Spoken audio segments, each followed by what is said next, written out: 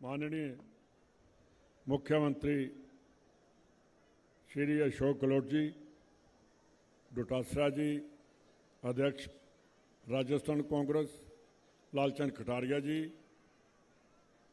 राजेंद्र यादव जी और इस एरिया के एमएलए गोपाल मीणा जी, बेनीवाल जी, नारायण सिंह जी और सभी स्टेज पर बैठे नेतागण, ब्लॉक कांग्रेस कमेटी के प्रेसिडेंट और सत्कारजोग मेरी बहनों और भाइयों, सबसे पहले तो मैं आपका शुक्रिया अदा करना चाहता हूं कि इतनी धूप में और इतनी गर्मी में मेरी बहनें आकर बैठी हैं। ये बहुत बड़ी बात है हमारे लिए। जिस घर में और जिस पार्टी में इतनी महिलाएं आएंगी वो कभी ना घर फेल हो सकता ना वो पार्टी फेल हो सकती है। मैं आज ये देख रहा हूं। मैं हमारे अध्यक्ष जी योजनाओं के बारे में सीएम साहब भी बोलेंगे, और मैं एक बात आपसे पूछना चाहता हूं कि बीजेपी का शासन और कांग्रेस का शासन ये कौन सा आपको अच्छा लगा? कांग्रेस को वोट डालेंगे कि जहां बीजेपी को?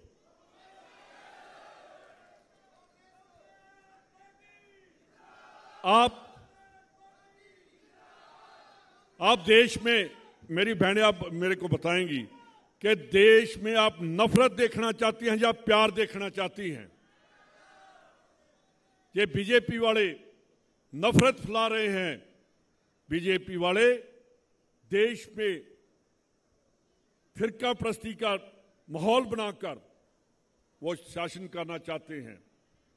ये बीजेपी वाले जो नेता हैं, जो बुजुर्ग हैं, उनकी बिल्कुल इज्जत नहीं करते। आपने देखा होगा हमारी कांग्रेस में हमारे प्रेसिडेंट जब खड़गे जी आते थे, राहुल जी उनके सामने खड़े रहते हैं। इनके बीजेपी वालों ने कभी किया?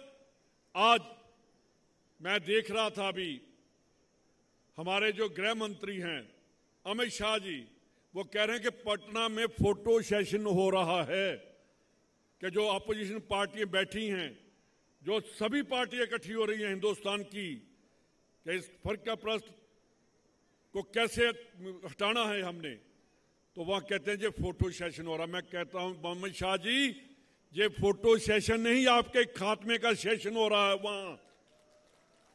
ये लोग कर्नाटका में आपने देख लिया कि क्या आपका शासन था। कहा बीजेपी वालों ने कि हम कांग्रेस मुक्त भारत करेंगे। कांग्रेस मुक्त कभी नहीं हो सकती, कांग्रेस भारत कभी नहीं हो सकता। कांग्रेस भारत के लिए है, भारत कांग्रेसियों के लिए है, जिन्होंने देश की आजादी के लिए एक एक बच्चे ने, एक एक बुजुर्ग ने अपना खून दिया उस टाइम।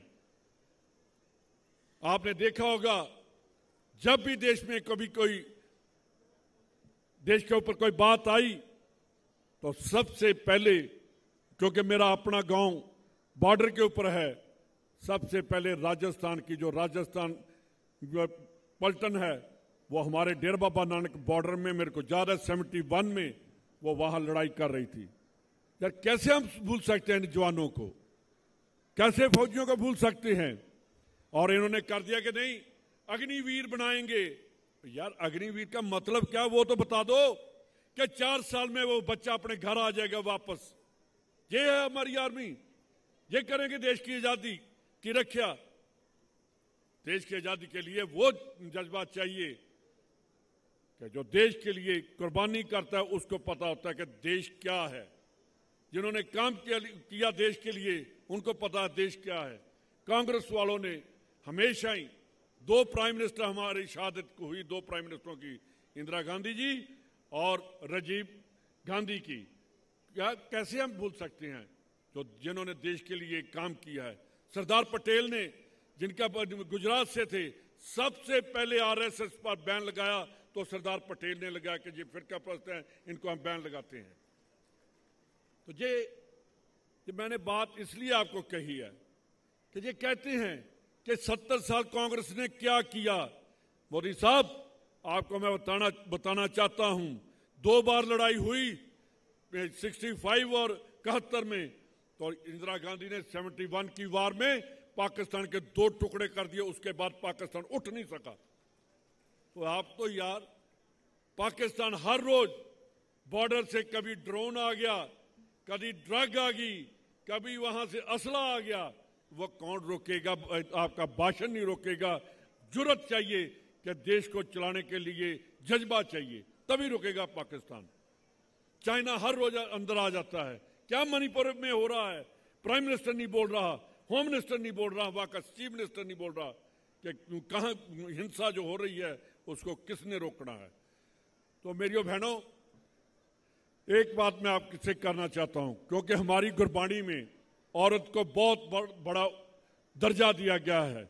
उसको कहते हैं, गुरबाणी में कहा है कि सो को मंदा आखिए जित जमे राजान, कि उसको नहीं कहा जा सकता मंदा, जो राजों और वीरों को पैदा करती है, आप वो हैं।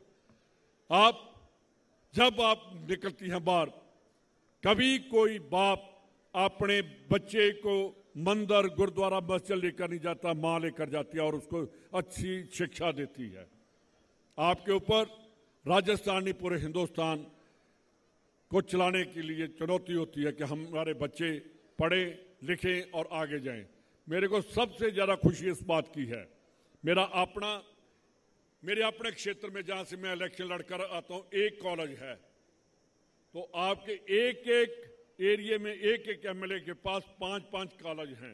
ये सबसे बड़ी बात है कि राजस्थान वाले जो बच्चे हैं वो बाहर नहीं भागना चाहते, अपने देश में रहकर उसकी वहीं सेवा करना चाहते हैं। मैं एक बात आपको कहूंगा कि जो योजनाएं राजस्थान की गवर्नमेंट ने चलाई हैं, तो मैं मोदी साहब को एक ही बात कहना चाहता हूं, बीजेपी वालों को, कि इनमें से एक ही हिंदुस्तान में लागू कर दो तो हम मान जाएंगे कि आपके कोई शासन है। एक नहीं वो कर सकते। सिलेंडर कम कर सकते हैं? क्या वो कर सकते हैं? जो लंपी का 40,000 रुपया दिया, किसी स्टेट ने नहीं दिया, राजस्थान की गवर्नमेंट दे रही है। 25 लाख राइट टू हेल्थ बिल्कुल नहीं दिया, किसी ने, एक राजस्थान ने दिया। आप सभी इकट्ठे होकर इस बीजेपी पार्टी जो फिरका प्रस्ती की आग जला रही है, उसको खत्म करने के लिए कांग्रेस और देश में सभी दूसरी पार्टी जो इकट्ठी हो रही हैं, उनका साथ देकर इस कुशासन को हम खत्म करेंगे। और 2023 में आप मेरे को वादा देंगे कि 2023 में जहां से गोपाल मीणा को आप पिछली दफा से डबल वोट पर जिताकर भेजेंगे। फिर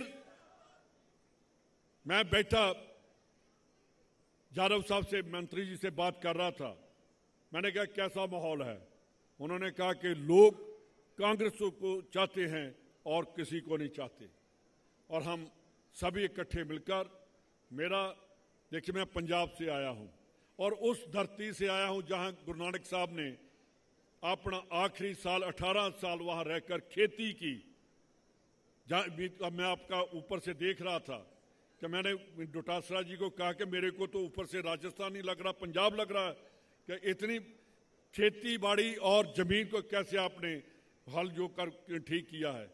तो मैं उस धरती से हूं जहां किसानी का नारा और इकट्ठे बैठकर जात पात के अगेंस्ट जिस गुरु ने नारा दिया था, मैं उस धरती से आया हूं। तो आप सभी से बेनती करता हूं कि नफरत को बिल्कुल छोड़ दीजिए, हमें प्यार से हिंदुस्तान को और आगे लेकर जाना है। इन्हीं शब्दों के साथ मेरी जो बहनें धूप में खड़ी हैं, मेरे को वाकई तकलीफ हो रही है कि हम छाया में बैठे, आप धूप में बैठे हैं।